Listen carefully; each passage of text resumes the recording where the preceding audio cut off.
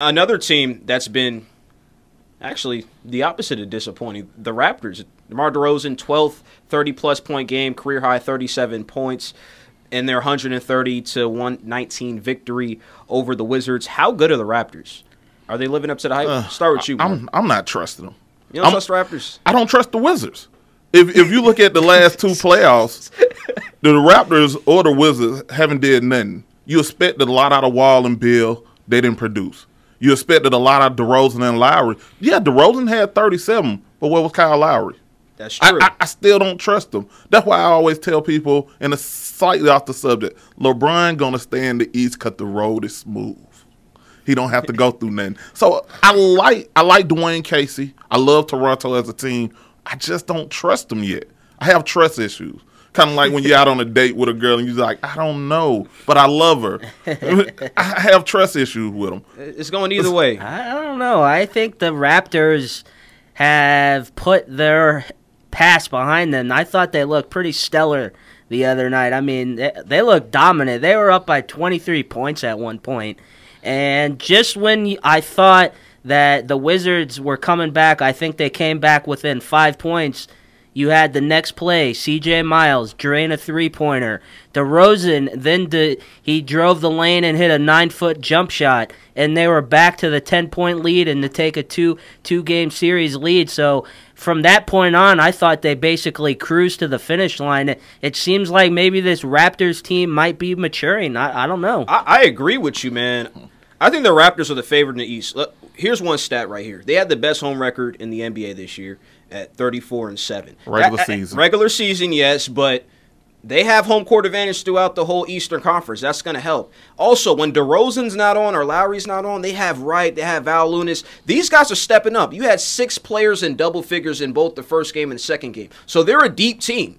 This is a deep squad. Yeah. Again, they're maturing more. Best depth in the playoff. I give them that. They got the best depth in the playoffs. And that home record's going to matter.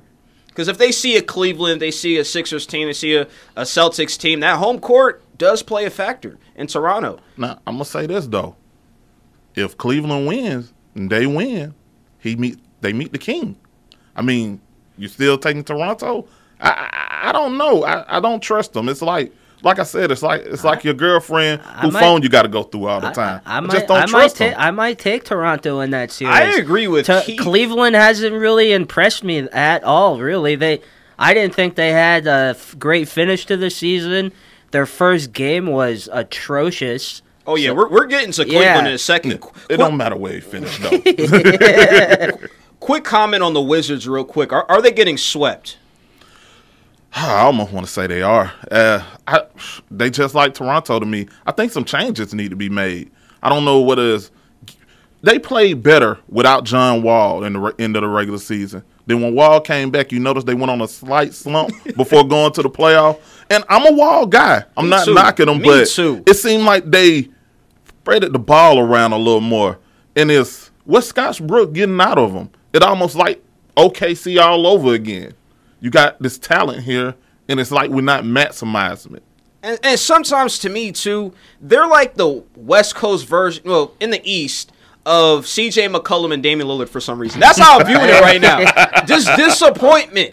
They're disappointing me. I don't see them playing consistently. They're getting swept. Do you not think that John Beal has got to be maybe tired or fatigued? He did carry that team for 2 months. You mean Bradley Beal? Yeah. Yeah. Bradley Beal's probably tired. The chemistry issues with John Wall, yes, that's going on. Sometimes I like Otto Porter better than both of them. He played all 82 games. Played all and was like 36 minutes a game. So, I don't know. He might be tired. He is tired. And again, John Wall, for some reason, I'm a Wall guy too, but for some reason, the chemistry, there's some issues there.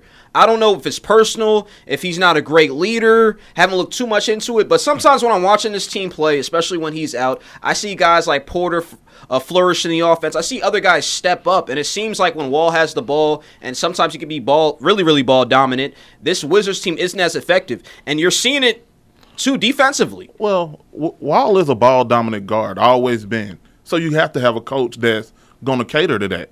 If you ever know the Scott Brooks system, they like to pass it around a little bit. Even when it was Kevin Durant and Russell Westbrook, they still both of them ate. Right now, everybody don't seem like they're eating. They don't have an identity. Where's the identity? Who are they? Who are the Wizards? And that's why I said I also didn't trust them as well. I don't know who they are. They're like every other professional team in D.C. The Capitals suck. The Nationals suck. They're just... Don't forget the Redskins. They're cursed.